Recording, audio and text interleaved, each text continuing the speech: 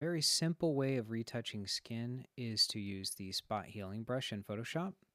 And before we do that, we want to create a new layer because we're going to be working non-destructively. And we're going to rename our layer. And so the spot healing brush is the better tool to use for skin. Because remember, it uses the areas that surround the brush to create a nice blend. Now, as I'm doing this, I'm making certain that the area that I'm correcting, that the brush size is just bigger than the area that I'm retouching. So you'll notice that as I do this, I am changing my brush size a little bit. I'm using the left and right brackets to do that. And for areas where there's lines, for example, here's some little hairs that I can take out.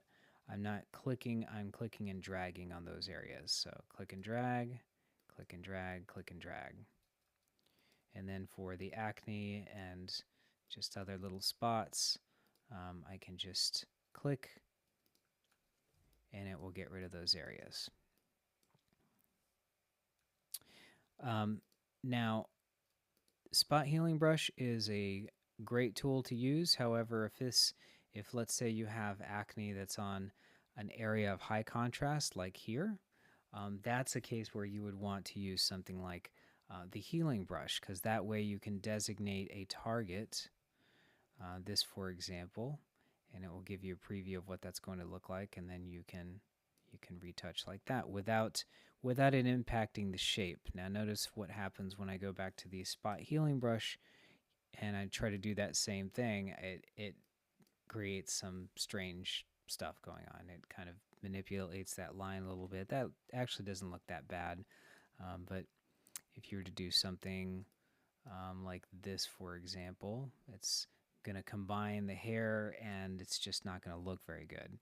So again, if you're doing anything, retouching an area of high contrast, you don't want to use the spot healing brush for something like that. The healing brush is a better tool to use.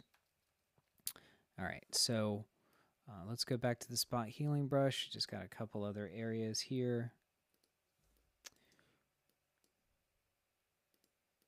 And this is the better tool to use for small areas.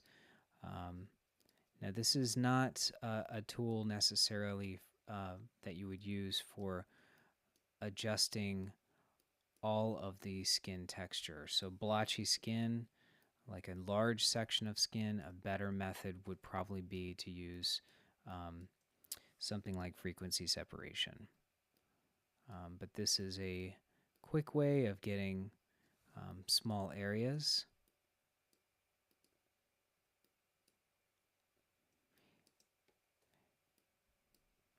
Generally speaking, when you do this, you're looking for areas like that are temporary blotchy spots, acne.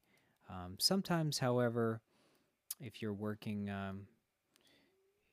with a person that has a mole or something that's very characteristic of their face, you don't want to get rid of something like that. Madonna, for example, or Robert De Niro, that have very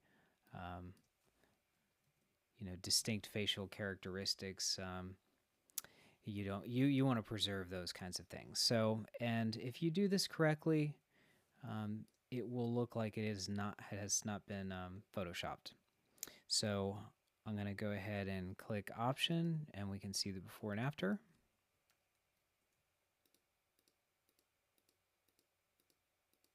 Okay, and that's doing a basic retouch of the skin using the spot healing brush.